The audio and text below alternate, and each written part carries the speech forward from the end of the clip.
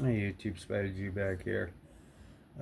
Just been sharpening this Elementum ND2. I got my universal holder, which is fantastic. It holds all my different size plates. It has these extensions, or for different sizes.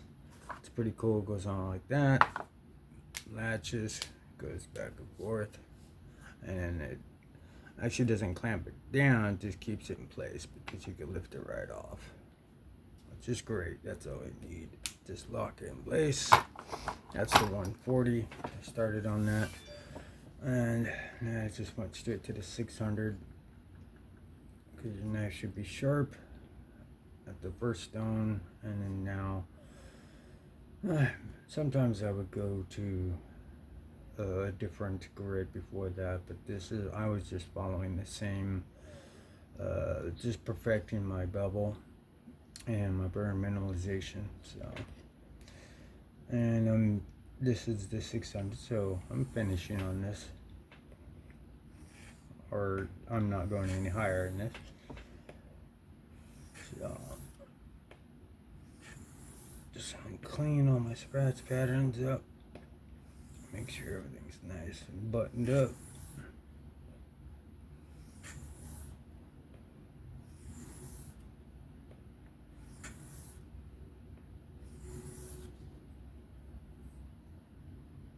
Looks good.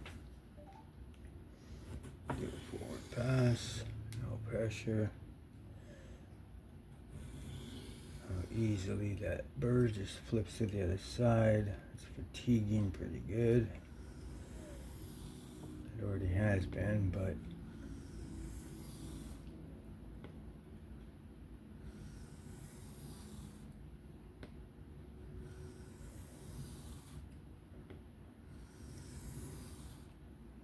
there we go.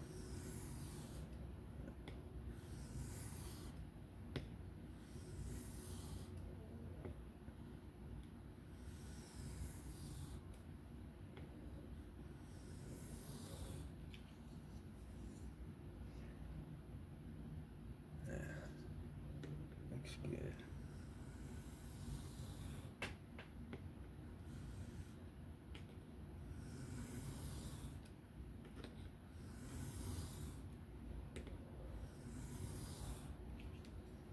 There we go.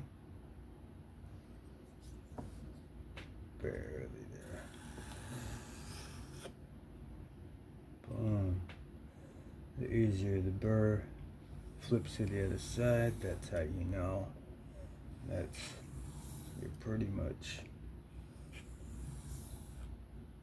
one. You could almost peel it off at this point.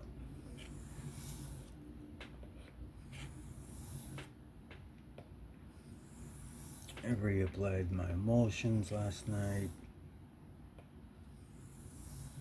Got the 1 and 0.5.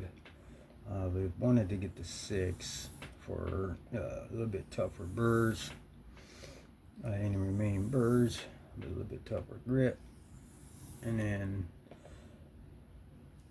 have a 30 mil bottle of 6, 30 mil bottle of 1, and a 30 mil bottle of 0.5. Those are my go-tos. I might try a higher grit on this droppy stuff too.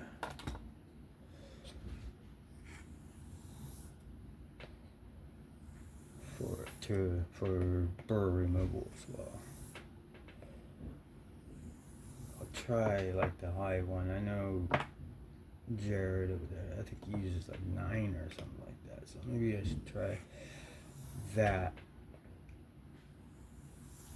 for tougher burrs.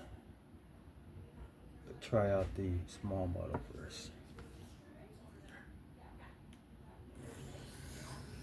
Alright.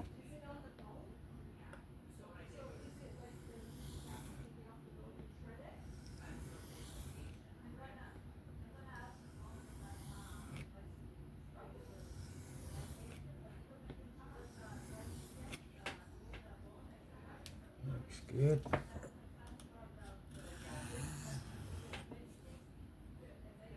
Perfect.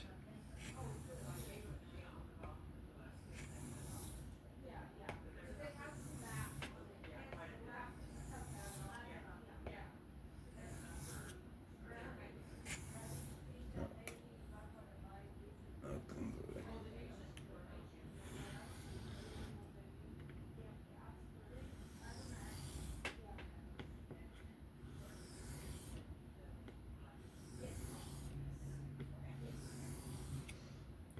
Okay. Minimizing my burr right to the point where I could go to the stops right after this, and then we will have a very sharp blade after this. Very happy with this stone holder. Now let's go ahead and let me see, do one more trailing pass here. Just gonna one last, all right, and this is barely there.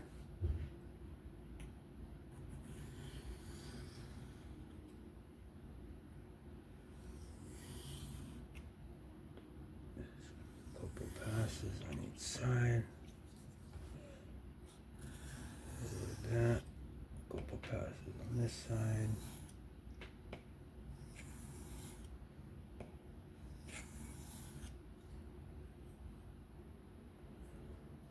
Looks good. It's barely there. I probably don't even have to do a trailing or a forward pass, but I don't want any micro tire outs or anything. Alright. Yeah, that thing's basically gone. So let's go ahead and not do a forward on that. And just do a couple passes. And then we will go ahead and lightly run it down. Yeah, so that burr is for all intents and purposes gone except for the very tip of the apex, which is where the strops come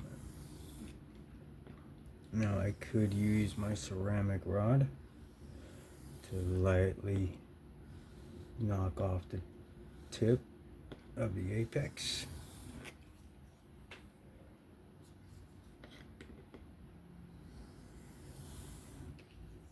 But we'll see. Okay, so I didn't create a burr on this side. I did clean it up, but I'll take one good, maybe two good light, very light strokes on this side. So now that apex is virtually right at the tip, and if I was to do this, just angle it, and literally just the weight of it, of the blade, just like that. That should take off most.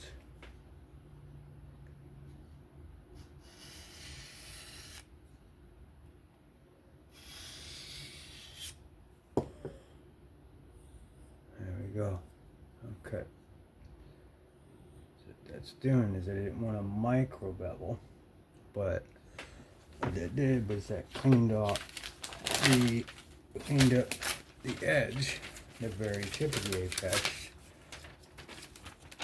and was able to come right off the stone and cut. I mean, obviously there's still some burr, that's where the sharpening comes in, but this is coming straight off of the stone. So that, and now we will move to the strops, and we will go. Okay, so I got three different ones here. We've got the 0.5. We've got a very solid, tough one strop. This has the 1, so I'm laying it back, And this is getting edge burrs, not applying any pressure at all, just letting the diamonds and the emulsion do the work. Am I in picture? Yes. Okay. So just laying it back. I could see there's no striations that I'm coming across, so the deburrment was pretty good.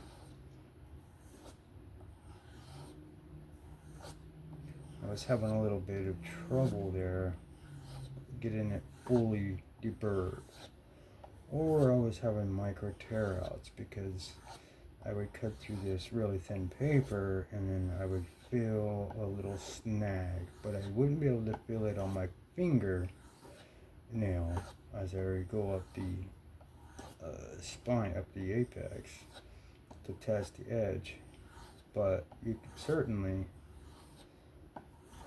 feel it in the paper. Now this is a 600 grit edge, which is going to give this D2, and it's laid back to about a 17, so it's going to have a little bit of strength, and it's hollow grind, so it should be quite slicey.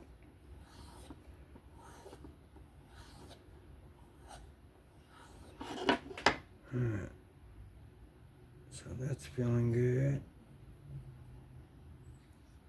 Alright, so I want to switch to the softer strop now.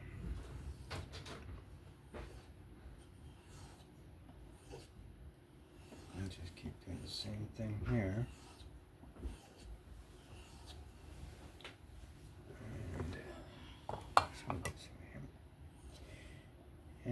So we just keep going back and forth here, try to follow my angle, but a little back, because I don't want to roll my tip, so very light pressure. Continue to let these diamonds do their job, and knock off that burr, and they remain, and also help fine tune my bevel and edge.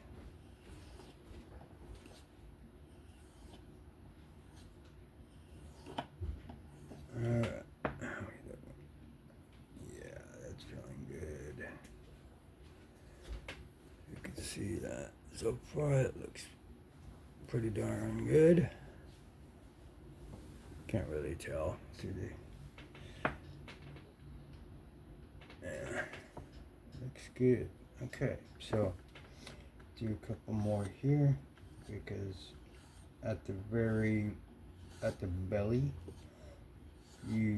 sometimes that's not always hit with the strop, so you'll have a little bit of a rough part right there, which will be less slicey than the rest of the blade, because we try to do that, and then as you're going up, sometimes the pressure doesn't get to the belly. So I'm going to spend some time on that belly, but lay it back. And you're trying to smoothen out that apex, because there's a little bit of a burr on there. And then you just keep going back and forth. If you feel certain areas, just keep it back, no pressure. And basically the weight of like my finger, just laying it on there. Alright, so that's smoothing up pretty darn good. I think that this is one as well, so let me try the suede side before I switch over.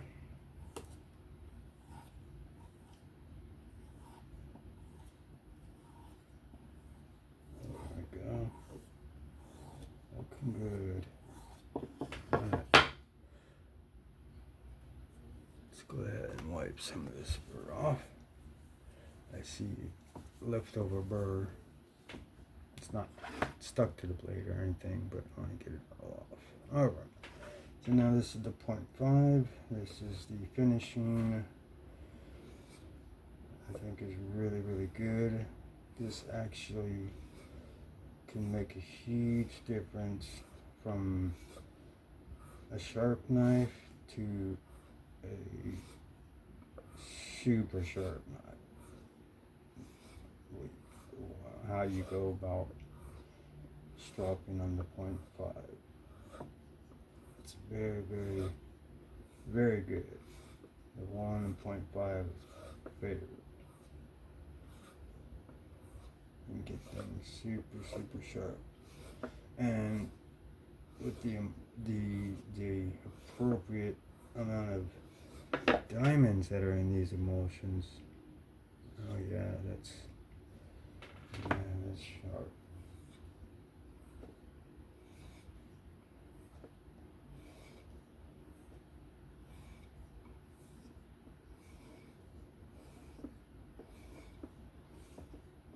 Okay.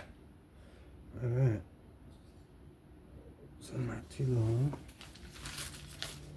Let's grab some paper here. This is the Elementum D2.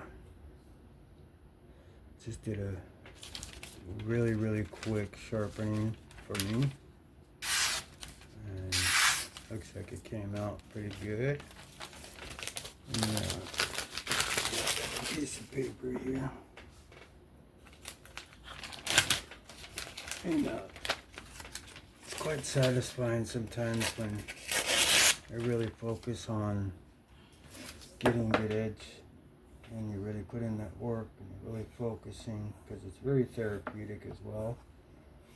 So sometimes you can get in the zone and just stay on a stone and, you know, forget. But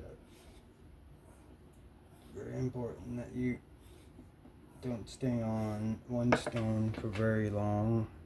The longest one would be your first stone, your very coarse stone, to make the knife sharp and create your bevel.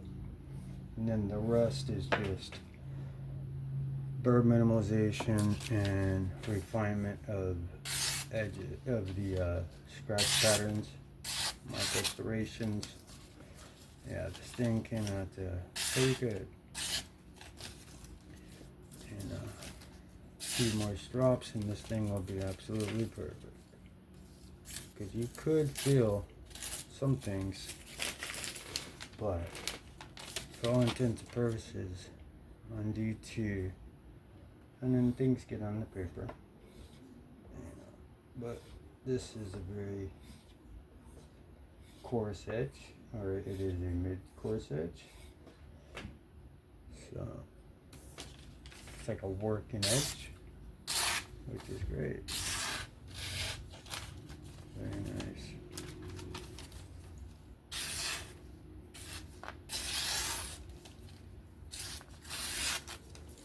Yeah.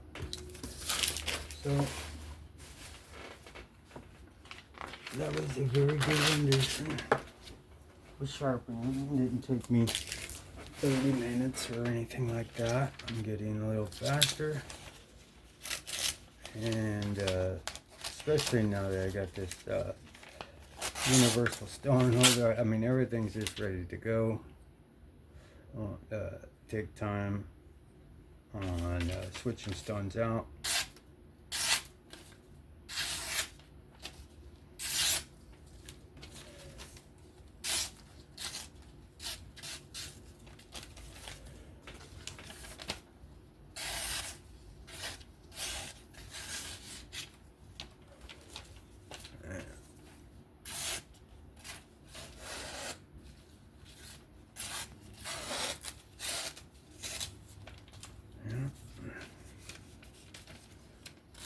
Poke it and see.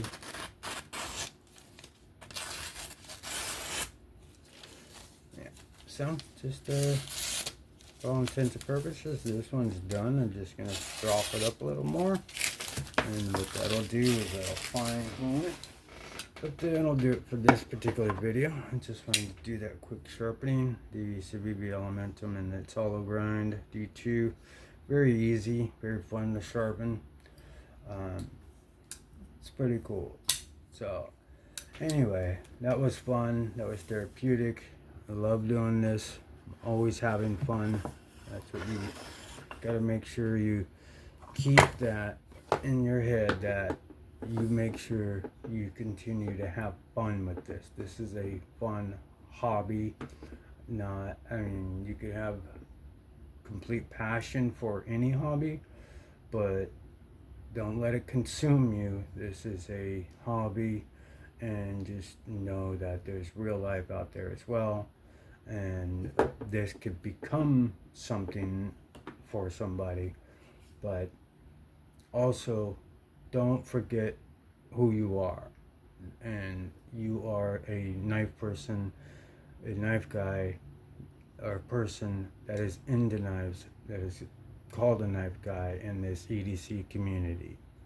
And really, it's just about connecting with your people, having fun yourself, and just trying to express yourself and with your hobby and what you find fun, and that helps with the mentals and everything else. So that way you have something to, show, even if nobody watches. This is for your own, for your own, mental state, or what, however you want it, whatever hobby you're doing, you know, to, I think it takes a lot of courage to get up there and video record yourself on something that you may not be very good at, but you are learning and having fun.